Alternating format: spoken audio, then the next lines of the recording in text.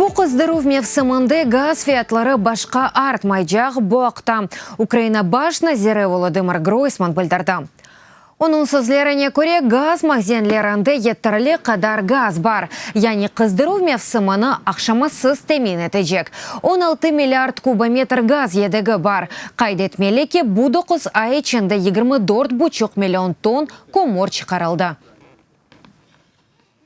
Я хочу абсолютно чітко сказати, ні в цьому році. Айчық айдын айтам ки, не бұл қыздыру мевсимінде, не да илерде газ фияты башқа көтерілмейжек. Веселям, бұл пек мұйымдыр. Бұл кесен кез бір қарар. Иштимai қоровға келгенде, субсидиялар программасыны кенлештіргенімізні ве енгелештіргенімізні таздықламақ істейім. Әркезні қайдетем. Бұл қорға мұқтач олған әркезні қоршалайжақ.